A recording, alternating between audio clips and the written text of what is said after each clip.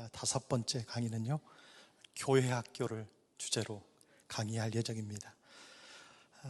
서울신대 기독교 교육학 교수이시고 연세대학교 박사이시고 미래신학교육포럼 회장으로, 그리고 한국기독교교육학 선임 부회장, 서울 10대 선교회 이사로 섬기시는 유재덕 교수님께서 강의해 주시겠습니다.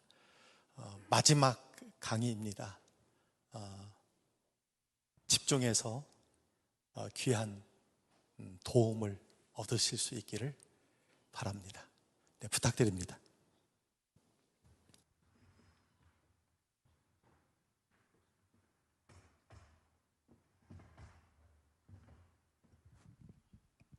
안녕하십니까. 포스트 코로나 시대의 교회 교육에 대해서 말씀드릴 유재덕 교수입니다. 2019년 12월 31일에 중국 보건당국이 우한의 수산물 시장에서 팬데믹이 발생했다. 최초로 호흡기 진단 감염 사례를 보고합니다.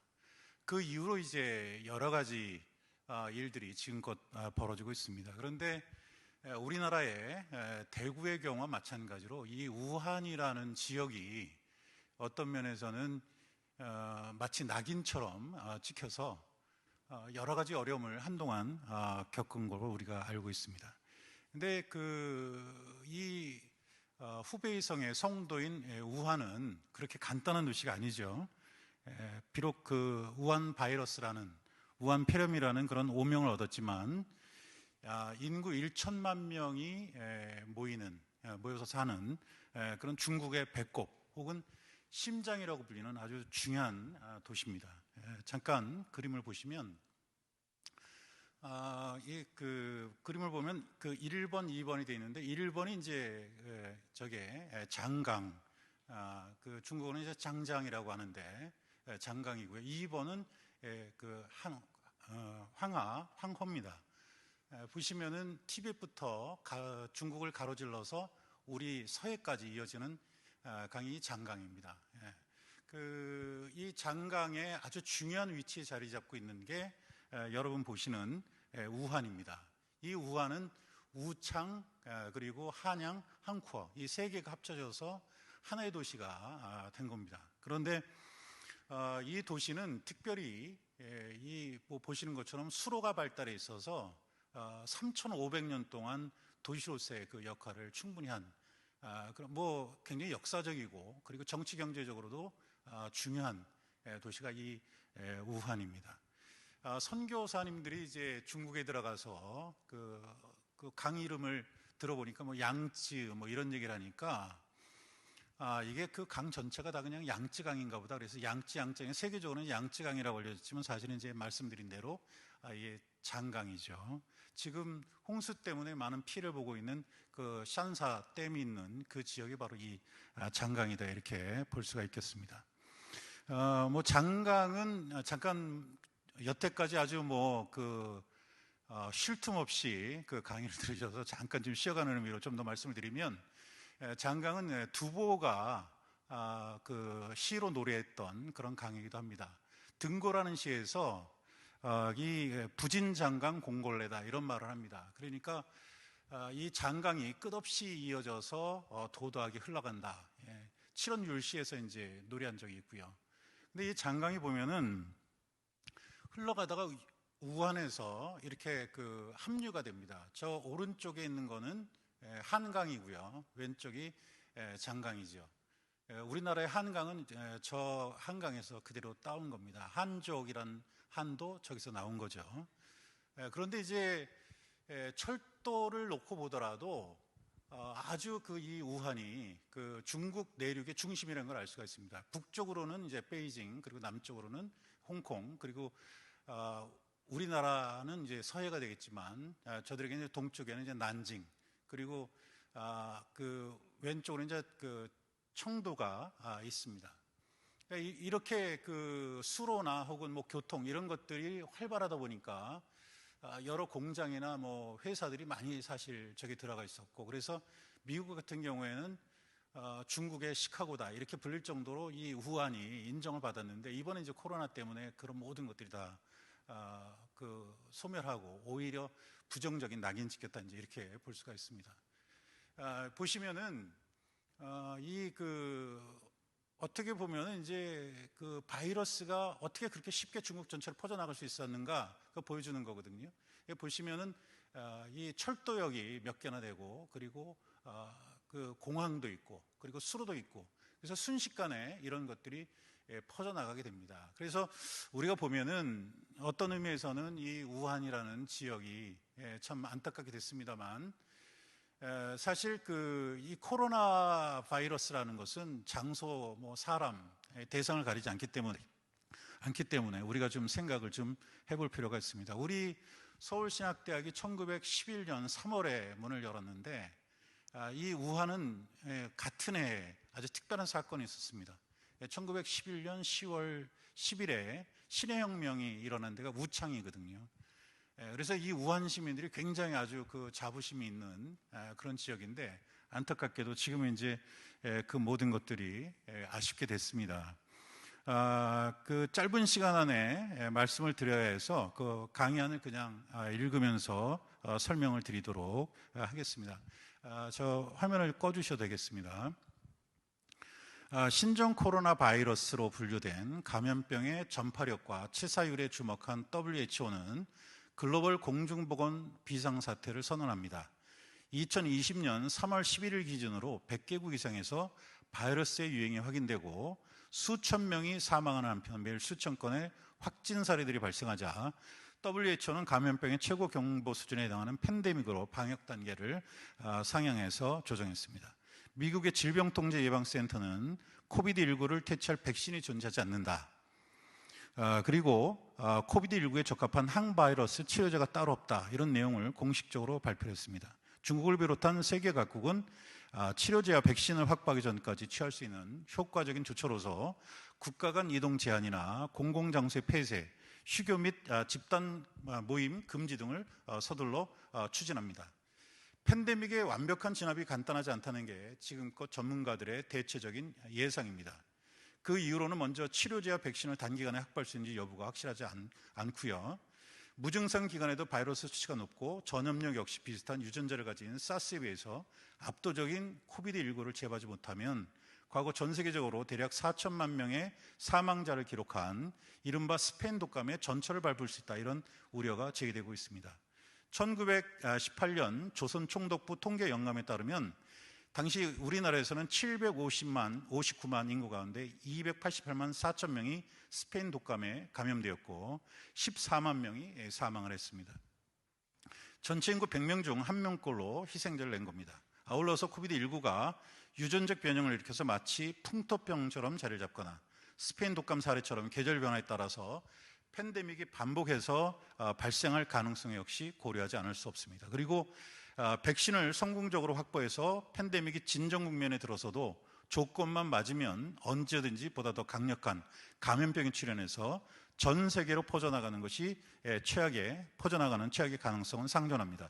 어쨌든 유발 하라리의 지적처럼 현재 팬데믹의 상황을 전반적으로 전망해 보면 가까운 미래의 안전을 담보하는 확실성은 어느 곳에도 존재하지 않습니다. 그런 이유로 해서 선택의 자유는 최고치에 도달하고 완전히 비현실적으로 보였던 것들이 갑자기 이루어지고 수십억 사람들을 대상으로 하는 전대미문의 실험이 진행 중입니다. 미래학자 토마스 프레이 역시 지금의 팬데믹을 인류 역사상 가장 값비싼 위기다, 이렇게 정의를 합니다. 프레이는 향후 인류는 식품, 항공, 교육 등을 재건하는 데 전무후무한 비용을 지출할 것이고 기존의 패러다임이 완전히 바뀔 완벽한 폭풍에 휩싸일 것이다, 이렇게 예측한 바 있습니다. 한마디로 블랙스완 가운데 블랙스완을 목격하는 대변혁 직전에 있다는 것이죠. 실제로 경제적 차원에서는 개방경제와 자유무역 중심의 세계 경제체제 붕괴 조짐과 함께 20세기 중반 이후 국제사회를 주도한 세계화의 퇴조가 거론되고 있습니다. 팬데믹에 적절히 대처하지 못한 각국의 정치 리더십이 도전받고 사회는 비접촉과 부동성 문화로 급속히 전환 중입니다. 이런 낯선 현상은 교육계 역시 마찬가지입니다. 미국의 사례를 보면 일부 대학은 재학생 자퇴로 인한 재정 문제로 폐교했을 뿐만 아니라 조만간 상당수의 대학이 정원을 채우지 못한 채 사라질 것이다 이렇게 예상합니다. 어떤 면에서는 20세기 중후반부터 일각에서 꾸준히 제기해온 이른바 탈학교라는 개념이 팬데믹 덕분에 물리적 공간에서 본격적으로 현실화하는 양상입니다. 교회와 교회 교육 역시 코로나 바이러스 팬데믹이 초래한 위기와 그 영향으로부터 자유롭지 않습니다. 격리와 차단 중심 방역 조처로 가장 큰 타격을 입은 것 가운데 하나가 교회를 비롯한 종교 시설입니다. 사스나 신종플루, 메르스처럼 일시적으로 유행하다가 소멸할 것이라는 예상이 빗나가고 7개월 가까이 팬데믹이 지속되자 교회들은 방역 당국의 지침처럼 비대면 예배 같은 사회적 거리두기에 주력하던 초기 대응에서 벗어나서 포스트 코로나 시대에 요구되는 대안들을 현재 모색 중입니다. 감염병 대유행에 대한 신학적 성찰, 온라인 예배와 체계적인 신앙교육, 그리고 비대면 문화를 반영한 목회 방식과 재정 문제까지 망라는 이른바 뉴 노멀을 기대하고 있습니다. 이 강의는 특히 안전 문제로 공교육과는 대조적으로 거의 해체 수준에 직면한 포스트 코로나 시대의 교회 교육의 향후 방향을 검토하고 제안하는 것을 목적으로 삼고 있습니다. 코비드19 팬데믹이 초래한 사회변화입니다. 세계화의 태조입니다. 팬데믹에 따른 영향으로 20세기 중반 이후 전 세계를 주도해온 세계화와 그 이론적 근거가 되는 세계주의가 태조하고 있습니다. 한동안 문명사적 전환이다 이렇게까지 평가를 받던 세계화는 시공간을 응축하는 테크놀로지와 커뮤니케이션 매체의 발전을 기반으로 세계적인 경제구조 형성에 주로 초점을 맞췄습니다. 정치적으로는 개별 국가의 영토에 기반을 둔 근대 국가라는 전통적 개념을 해체하고, 경제적으로는 자본과 인력이 무제한적으로 자유롭게 국경을 넘나들면서 무역을 지속하고, 동시에 문화적으로는 국가별 문화적 차이를 극복하고 동질화나 다양성을 추구하는 방식으로 세계화를 해석해 왔습니다. 최종적으로는 초국가 또는 세계 국가의 완성을 지향하는 일종의 이데올로기가 아니냐 이런 비판을 받았던 세계화는 역설적으로 그거를 가능하게 만든 원초적 생활 환경이 초래한 팬데믹 공포 때문에 탈세계화나 지역 중심 세계화로 전환할 것으로 예상됩니다. 실제로 세계 각국이 국경을 차단하도록 만든 감염병 팬데믹은 인구 밀집성이나 대도시 발생과 관계가 깊습니다. 역사적으로 볼 때 질병은 유목이나 농경에 익숙한 주민들이 도시로 이동해서 밀집하면서 본격적으로 인간을 공격하기 시작했습니다. 역학자들은 밀집화와 감염병의 상관관계를 설명할 목적으로 불과 연료라는 은유를 활용하기도 합니다. 이때 밀집성 질환은 불이고 세균 및 바이러스성 질환의 숙주에 해당하는 인간은 연료로 간주가 됩니다. 본격적인 도시화 이전까지는 특정 질환이 동물 숙주를 떠나서 마을이나 유목 집단을 감염시키더라도 소수 집단의 경우에는 곧장 모두 사망하거나 면역력을 확보하는 것으로 상황은 종료됐습니다. 이처럼 수용적 숙주라는 연료가 고갈되면 밀집성 질환이라는 불은 곧장 소멸합니다. 반면에 초고밀도 군집생활이 가능한 도시는 대규모 감염병의 온상이 되었습니다.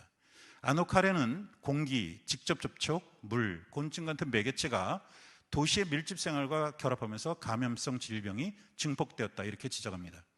총균세로 유명한 제레드 다이아몬드는 농업과 세계적 교역로의 개발을 팬데믹 원인에 추가합니다. 유목민이나 수렵 채집민은 특성상 한 곳에 정착하지 않아서 바이러스의 위협을 벗어날 수 있었습니다. 반면에 채집보다 대략 100% 이상 효율적으로 토지를 활용하는 정주영 농민들은 병균에 오염된 분뇨나 설치류 동물의 피해자가 되는 경우가 많았습니다.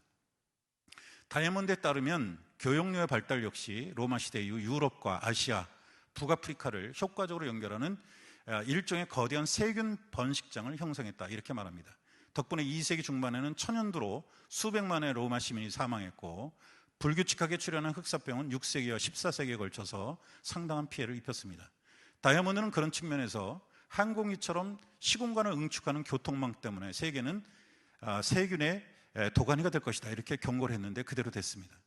초연결 사회를 포기하지 않는 이상 앞으로도 지속될 인구 밀집성과 대도시, 교역로의 확대는 코비드19를 비롯한 다양한 감염병 확산을 초래해서 지역 중심 세계화를 초래할 가능성이 높습니다. 팬데믹이 초래한 디지털 문화에 가속합니다. 대부분 예상하는 것처럼 팬데믹은 디지털 문화를 한층 더 강화하고 있습니다. 원격 교육, 진료, 근로 분야를 중심으로 디지털 전환이 가속할 전망입니다. 팬데믹 이전까지의 교육계는 디지털 매체에 대한 평가가 엇갈렸습니다. 디지털 지지자들은 인터넷이라는 글로벌 매체는 우주를 압축하고 민족 간 대화를 북돋고 전 지구 차원의 이해도를 증진시키고 결국에는 인쇄술이나 화약의 발명처럼 세계를 영원히 되돌릴 수 없는 방식으로 바꿔놓을 것이다, 이렇게 예상했고, 일부는 뭐 거기서 더 나가서 인터넷 버추얼 스페이스를 비롯한 디지털 기술 혁신은 거의 신비에 가까운 특질을 부여받았다, 이렇게 선언을 했습니다. 디지털 테크놀로지 확산을 위해 어린이들에게 컴퓨터와 아이패드를 보급하는 교육 테크놀로지 운동이 등장할 정도였고요. 디지털 테크놀로지와 그 교육의 상호 결합은 정치 경제적인 이유는 물론이고 칸 아카데미나 무크 같은 원격 교육이 충분한 성과를 거두지 못했다는 이유로 비관론자들로부터 비판을 받았습니다. 이런 부정적 상황은 코비드19 방역의 일환으로 비대면과 사회적 거리두기 중심으로 생활 문화가 바뀌면서 극적인 전환점을 맞고 있습니다. 토마스 프레이는 팬데믹의 영향으로 디지털 차원에서 다음처럼 세 가지 방향으로 변화가 진행될 것이다, 이렇게 예상을 한 바가 있습니다. 첫째는 비접촉 기술의 급속한 발전입니다.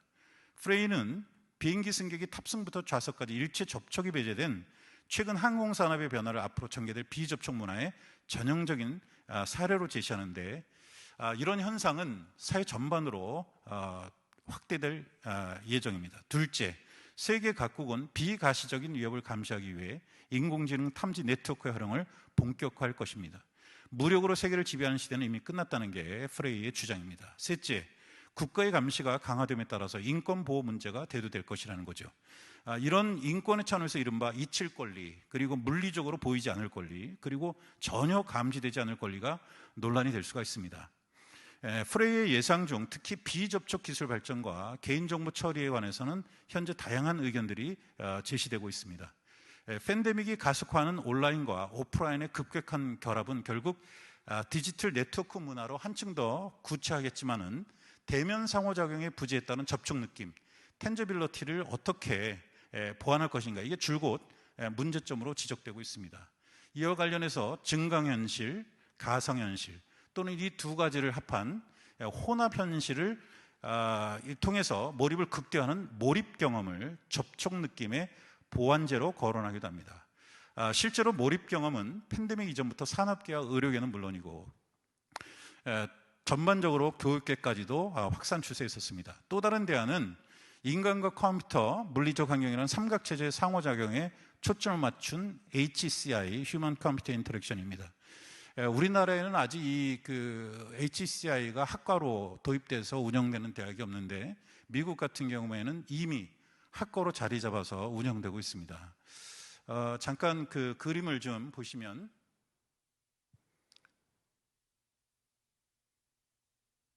뭐 요거는 이제 그 우한이 통제됐을 때의 그림이고요. 락다운이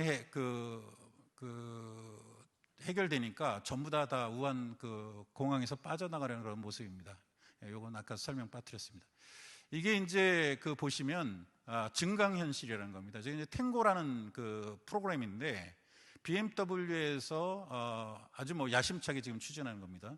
여러분들 차를 구입하실 때 보통 대리점 같은 데 가서 차를 일일이 다 들여다보는데 만져보고 뭐 확인 다 하잖아요. 근데 저 탱고 프로그램은 아무것도 없습니다. 그냥 스마트폰 앱이 깔려 있는 거로 보면 차 전체를 들여다볼 수 있는 거죠. 저게 이제 증강현실의 아주 대표적인 사례고요. 그 다음에 이거는 이제 포켓몬, 뭐 잘 아실 겁니다. 이것도 이제 증강현실이죠. 현실에다가 디지털을 입힌 겁니다. 그 다음에 이거는 이제 잘 아신 대로 이제 가상현실입니다. 이게 버추얼 리얼리티라고 전혀 뭐 우리 현실과는 무관하게 따로 독립적으로 존재하는 게 이제 가상현실이고요. 그리고 시간이 아주 뭐 굉장히 짧습니다. 이거는 이제 마이크로소프트에서 개발한 홀로렌즈라고 아주 뭐 독특한 겁니다. 저거 마치 안경 같은 걸 쓰면은 저렇게 부품들을 스스로 조립해 볼 수 있는 그런 거거든요. 그리고 이제 이거는 HCI에서 개발한 다마고찌입니다. 이게 다마고찌가 원래 이거는 아이들이 가지고 노는 장난감이 아니라 미국의 청소년들 성교육용으로 만든 도구인데, 이게 이제 일본에서 판권에서 저렇게 디지털 동물로 만들어서 이렇게 보급해서 뭐 히트를 했죠. 그 미국의 청소년들이 그 임신의 문제에 대해서 심각하게 생각을 안 하니까 그 HCI 전공 교수가 아기 키우는 프로그램을 만든 걸 이걸 이제 그 일본 기업이 구입해가지고 저렇게 그 만들었습니다. 여러분들 그 HCI는 우리가 그 키보드에서 독립하도록 만든 그런 분야거든요. 이제 그런 측면에서 이제 이게 도움이 될 것이다. 이제 그렇게 이야기를 합니다. 화면을 꺼주셔야 될 것 같아요. 구글 같은 그 유발 하라리가 지적한 개인 정보 보호 전쟁 역시 해결이 간단하지 않습니다. 일각에서는 구글 같은 글로벌 IT 기업의 과도한 개인정보 수집과 상업적 활용을 문제 삼듯이 국가가 방역 목적으로 개인들을 추적 및 관리하면서 축적한 데이터의 무차별적 활용과 빅브라더 사회의 도래를 염려합니다. 아시아의 그 가치 논쟁, 과거에 이제 그런 논쟁이 있었는데 그걸 연상케 하는 전체주의적 감시와 시민 권한에 관한 논란에서 이 조르주 아감벤이라는 학자와 그리고 우리가 그 어느 정도 이의 이름을 들으셨을 텐데 슬라브의 지젝이라는 학자 사이의 논쟁이 아주 치열하게 최근에 벌어졌습니다. 아감벤 같은 경우에는 우리가 결국 국가가 개입을 하게 되면은 개인이 정당하지 않을 수 없는 상황이 본격화될 수 있다 이렇게 경고를 하는데, 지젝은 감염병이 창궐하면 방역 같은 대규모 조치들이 군사적 규율에 의거할 수밖에 없으니까 오히려 강한 국가가 필요하다 이렇게 주장을 합니다. 아감벤처럼 통제를 두려워하는 것은 허황된 두려움이고, 그런 측면에서 볼 때 일부 유럽 언론이 한국의 대처 방식을 문제 삼는 것은 오류라고 비판합니다. 더 나아가서 지젝은 국가의 법과 관련해서 복종하되 사유하고 생각의 자유를 지키라, 칸트의 이성의 공적 사용을 한 가지 대안으로 제시합니다. 최근에 그 정부와 그 교회 사이에 약간의 긴장 관계가 있는데 우리가 주목해야 될 부분입니다. 어쨌든 팬데믹의 종교를 예측하지 못하는 현재 위기 상황에서 공동체 안전과 개인의 자유 가운데 어느 쪽을 우선하는가에 따라서 한국식, 중국식 그리고 서구식 모델로 분류하고 차등하는 것은 문제를 지나치게 단순하고 냉소적으로 파악하는 것입니다. 두 번째, 팬데믹이 초래한 변화, 교육체제 변화, 세 번째죠. 교육체제 변화입니다. 코비드19 팬데믹의 영향으로 교육체제 전반이 새롭게 재구성되고 있습니다. 감염병 확산 예방을 위해 100개국 이상이 전국적으로 교육시설을 폐쇄한 바 있습니다. 유네스코의 통계에 따르면 전 세계적으로 대략 9억 명 이상의 학생들이 학교 폐쇄 조치에 따른 부정적 영향을 받았다고 합니다. 감염병 확산 방지를 위해 학교가 폐쇄되니까 저소득층 자녀들은 학교에서 더 이상 무료 급식을 제공받지 못했고, 수업을 대체하는 디지털 교육 환경에서도 대부분 소외되었습니다. 이것은 각국 교육정책 담당자들이 처음부터 충분히 예상하지 못한 부분이었고, 팬데믹의 이면에서 만들어지는 사회적 위기가 교육 성취의 격차를 강화한 사례라고 볼 수가 있습니다. 팬데믹의 또 다른 교육의 변화는 학교로 대표되는 공교기관의 역할 축소입니다. 그리고 그에 따른 부모와 가정의 역할 확대가 포함이 됩니다. 각국 정부들은 각급 학생들의 등교 연기와 학교 시설 폐쇄에 따른 학습 손실을 인터넷 기반 원격 교육과 가정 교육으로 해결하려고 시도하고 있습니다. 이런 교육 정책 방향은 결과적으로 두 가지 차원에서 학교 교육의 변화를 요구하는 결과를 낳습니다. 즉, 교사 주도의 전통적 학교 수업의 효율성에 대한 회의와 함께 교사의 역할 전환이 필요하다라는 겁니다. 포스트 코로나 시대에는 교사가 정보나 주제를 학습자들에게 전달하는 통로 기능보다는 일종의 가이드나 코치 역할이 더 적합하다는 것입니다. 교육의 또 다른 변화는 가정과 학교 간의 교육 책임 전이 현상입니다. 컴퓨터와 인터넷, 공부할 수 있는 공간, 그리고 부모가 가질 수 있는 시간적 여유라는 조건이 충족되면 학교라는 전통적 공간에 종속되지 않은 홈스쿨링의 선택 역시 나쁘지 않을 수 있다는 사실을 부모들과 학습자들이 새롭게 인식하고 있는 중입니다. 만일 이런 그 가정학습 실험의 결과에 따라서는 학습자들이 학교로 돌아가지 않은 채 IT와 결합해서 교육을 초개인화하는 상황이 초래될 수도 있습니다. 팬데믹과 교육의 관계를 조금 더 살펴보겠습니다. 팬데믹과 교회의 위기입니다. 역사적으로 전례가 없는 팬데믹 상황에서 교회는 범세계적인 공포나 충격에 비해서 지금껏 비교적 차분하면서도 적절하게 대응한다라는 평가를 받았습니다. 그럼에도 불구하고 이런 상황에 그 위기라는 것은 간단하지 않게 우리 교회들이 직면하고 있습니다. 위기들을 간단하게 정리를 해보면, 첫 번째, 교회가 디지털 문화에 적응하지 않을 경우에는 더 이상 생존을 담보할 수 없는 상황으로 진전하고 있다는 겁니다.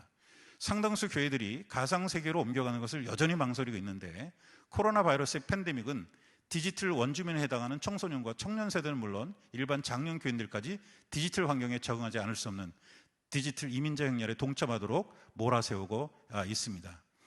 위기에 직면한 교인들은 팬데믹 초기와 달리 더 이상 온라인으로 예배에 접하는 것을 어색하게 받아들이질 않습니다. 교회 내부의 매체 환경 역시 준비된 인적 자원의 확보와 무관하게 하비 콕스가 60년대부터 줄곧 지적한 매스미디어 기반 전자교회에서 온라인 네트워크 중심의 디지털 교회로 급속하게 전환합니다. 둘째, 갑작스러운 권위의 몰락에 교회가 적절하게 대처할 필요가 있습니다. 쿨터는 종교개혁은 어째서 늦었는가라는 유명한 논문에서 루터가 등장하기 훨씬 전부터 이미 도덕적으로나 교리적 위기가 상존했음에도 불구하고 종교개혁이 발생하지 않은 원인을 새롭게 규명하려고 시도합니다. 쿨턴에 따르면 루터의 종교개혁과 이전 시대를 구별하는 경계가 된 게 바로 흑사병입니다. 흑사병의 발병으로 도덕적으로나 교리적 문제에도 불구하고 명맥을 유지하던 중세교의 지도력이 사망 선고를 받았습니다. 이처럼 역사를 돌이켜보면 팬데믹 이후에는 반드시 기존 질서의 몰락이 뒤따랐다는 것을 알 수가 있습니다. 세 번째는 경제적 문제로 교회 간 통합 사례가 증가할 것으로 보입니다. 지속적인 팬데믹의 영향으로 거의 70%에 가까운 교회들이 재정이 감소하고 있습니다. 교회들의 죽음은 더 이상 미국 교회들만의 문제가 될 수는 없는 겁니다. 교인들의 출석과 관련해서 8할의 법칙이 6할의 법칙으로 바뀌고 있다고 합니다. 네 번째는 전통적인 교회 문화가 소멸하거나 기초부터 변형되고 교회 공간의 재배치 작업이 활성화될 예정입니다.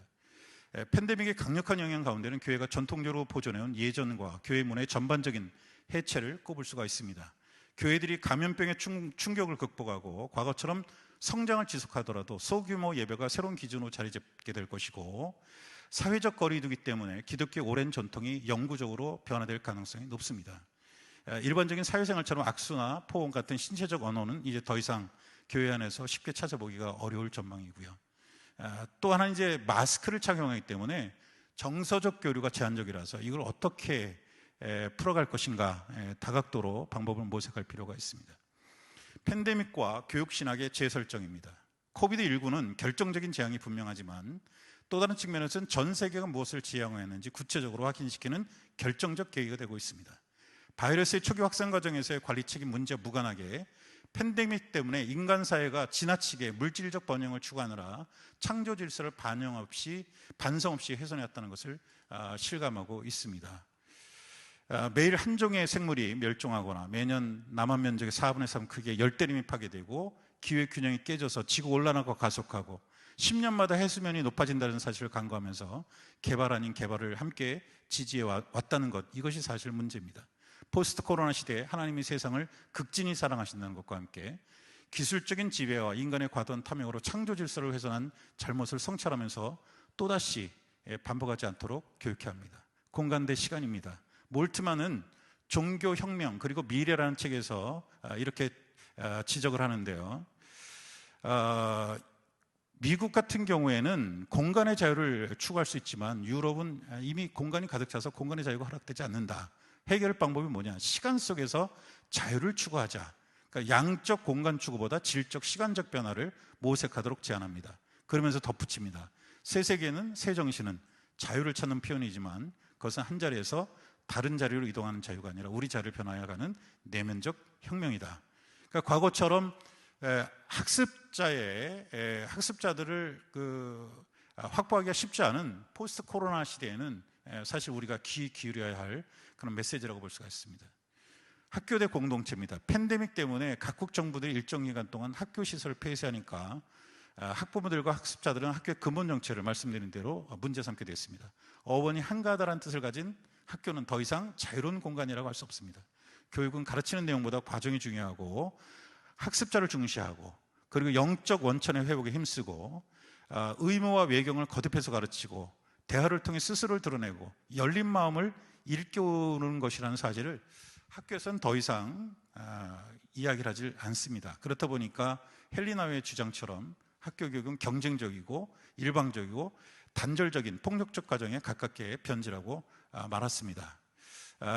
이 포스트 코로나 시대에 교회 학교 교육은 학교식 수업에서 탈피해서 교사 학습자가 서로의 잠재력을 일깨우고 쌍방적이고 또 바로 지금 교육 현장에서 시행하는 구속적 과정으로 과감하게 전환할 필요가 있겠습니다.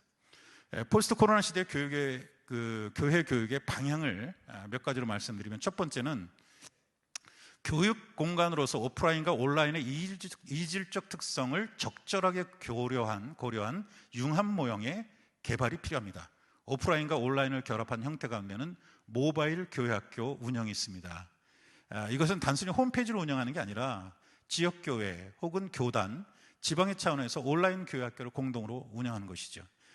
이른바 사이버 교회가 1990년대에 등장했다가 소멸한 이유는 오로지 사이버 교회가 가상 공간에만 존재하는 목회자와 교인들을 주장했기 때문에 소멸하고 말았는데, 모바일 교회학교는 사이버 교회학교와 달리 단독으로 운영하지 않고 오프라인과 온라인을 연결하는 그런 형태로 진행을 하는 겁니다. 둘째는 지역교회 수준에서 블렌디드 러닝 방식을 도입할 필요가 있습니다. 그러니까 전통적인 온라인과 오프라인 수업을 섞어서 병행하는 것입니다. 최근에 팬데믹 상황에서는 시간을 각각 분리해서 온라인과 오프라인 수업을 병행하거나 몇 주는 온라인 또 몇 주는 오프라인으로 진행하는 것도 괜찮습니다. 세 번째는 가정교육과의 밀접한 관계를 지속할 수 있도록 홈스쿨링 형태의 교육을 통해서 기존 교회학교의 운영을 보완하거나 확대할 필요가 있습니다. 재택학습으로도 번역되는 홈스쿨링은 사실 공교육제도와 무관하게 부모들과의 갈등을 좀 빚기도 했습니다만, 코로나 바이러스 팬데믹 때문에 세계 각국 정부들이 현재 홈스쿨링을 장려하고 있는데, 이것은 이제 교회가 적극적으로 받아들여서 이 부모들에게 교육의 책임을 분담시키는 그런 우리가 교육 전략으로 활용할 수가 있습니다. 교단이나 지방의 교회학교 수준에서는 전자도서를 제공한다거나 독서 자료를 제공하는 모바일 도서관 같은 정책을 시행할 수가 있습니다. 마지막으로는 우리가 학교 수업 형태, 스쿨링의 형태가 아니라 커뮤니티 형태의 교육 체제로 전환할 필요가 있겠다라는 것입니다. 과거에는 교사 중심이냐 학습자 중심이냐 그걸 놓고 갈등이 있었는데, 앞으로는 우리가 교회에서 가르치는 하나님 말씀 뿐만이 아니라 교회 역사 이런 것을 중심으로 한 진리 커뮤니티를 만들어서 교사 학습자들이 직접 진리를 놓고 씨름하는 그런 형태의 커뮤니티로 전환할 필요가 있겠다라는 겁니다. 전 세계는 지금껏 코비드19의 정체를 제대로 파악하지 못한 채 단편적 언론 보도에 따라 기대와 절망에 교차하는 삶을 반복하고 있습니다. 모두가 코로나 발생 이전으로 복귀를 꿈꾸지만 과거 우리가 좋아하던 세계는 다시는 돌아오지 않는다는 게 대체적인 예상입니다. 대략 7개월 정도 팬데믹이 지속되면서 우리가 당연하게 누리던 것들, 곧 일상은 어느덧 과거되어서 바이러스 이전에는 어땠는지 굳이 기억을 더듬어야 할 정도가 되었습니다. 그 사이에 마스크는 외출 필수품이 되었고, 사회적 거리두기는 새로운 예절로 자리 잡았습니다. 바이러스는 의료 위기, 경제 위기, 그리고 보다 강력한 심리적 위기라는 세 개의 위기로 우리의 일상의 좌표를 붕괴시켰습니다. 누군가의 지적처럼 언제든지 눈에 포착되지 않은 바이러스의 숙주가 될 가능성에 직면한 우리는 이제 인간적이라는 형용사에 다층적으로 포함된 만지다라는 뜻을 제거해도 그렇게 놀라지 않게 되었습니다. 집 밖의 타자를 집으로 맞아들이는 환대의 책임 역시 당연하기라는 듯이 유예되고 있습니다. 다만 사회생활 전반에 파국을 초래하는 팬데믹의 종결과 그 시점까지 모두스 비벤디, 즉 갈등 속에서 삶을 지속시키는 일시적 합의에만 관심을 가질 뿐입니다. 미네소타 대학 시드랩 연구소는 과거 인플루엔자 팬데믹 사를 기초로 세 가지 시나리오를 예상하고 있습니다. 첫째는 올해 상반기와 유사한 확산세가 1, 2년간 간헐적으로 반복되다가 2021년 어느 시점에 소멸합니다. 둘째는 스페인 독감과 신종플루처럼 초기 확산세가 여름에 진행되다가 올 가을과 겨울에 확산되고 21년에는 한 차례 이상 소규모 확산이 이어집니다. 세 번째, 올해 상반기 확산세가 진정되고 대규모 확산 없이 감염병 발생이 산발적으로 지속됩니다. 이 세 번째 시나리오는 과거 사례에서 구체적으로 등장은 않지만 코비드19는 가능성이 높다 이렇게 이야기를 하는 거죠. 이 모든 세 가지 시나리오 공통점은 단기간의 팬데믹 해소와 완벽한 퇴치는 불가능하다는 겁니다. 시드랩은 변수가 있지만 최소한 18개월 내지 24개월간 팬데믹이 지속할 것으로 예상됩니다. 오랫동안 유동성을 은유로 삼아서 근대성과 탈근대성의 문제에 천착했던 바우만은 과학과 기술이 극도로 빠르게 변화하는 우리가 속한 문명의 전환기를 최고 권력의 공백기간 속에 살고 있는 인터레그넘으로 규정합니다. 그러니까 한 명의 왕이 사망했음에도 새로운 임금이 즉위하지 않은 그때까지 상태를 빗대서 인터레그넘이라고 말을 합니다.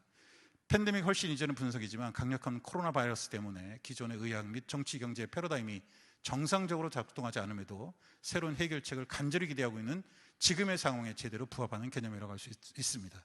그렇다면 결론적으로 포스트 코로나 시대 또는 인터레그넘의 교회교육은 어떻게 구성되어야 하는가? 1차적으로 교회교육은 급변하는 주변 상황의 변화를 기회로 삼아서 적극적으로 도전할 필요가 있습니다. 포스트 코로나 시대의 가장 큰 딜레마는 권위 있는 공인된 교육적 처방이 어느 곳에도 존재하지 않는다는 것입니다. 이때 합리적인 선택은 규칙에 순응하는 태도가 아니라 규칙에 유연하게 대처할 수 있는 능력을 강조하고 함양하는 겁니다. 둘째, 위기에 따른 당연한 결과로서 과거의 견관 구조로부터 일종의 불확실한 네트워크로 전환해야 하는 교회와 교회 교육은 팬데믹 시대에 요구되는 기독교의 가치를 지향하는 새로운 패러다임이 될 교육 신학을 재설정할 필요가 있습니다. 셋째, 오프라인과 온라인을 상호 결합한 모바일 또는 온라인 교회 학교를 운영하는 동시에 비대면과 면대면 학습을 혼용하는 학습 방식을 적극 도입하고 교회 학교와 홈스쿨링을 결합해서 교회와 가정의 교육의 책임을 분담할 수가 있습니다. 그리고 끝으로 학습자나 교사 중심 수업을 탈피해서 질문을 통해 주제에 직접 접근하도록 돕는 진리 커뮤니티로 전환하는 게 중요합니다. 이를 통해서 학습자들은 예언자처럼 파멸의 영역에서 구원을, 그리고 시간적인 것의 멸망에서 영원한 것의 현재를 일깨우는 진정한 타자성을 만날 수 있습니다.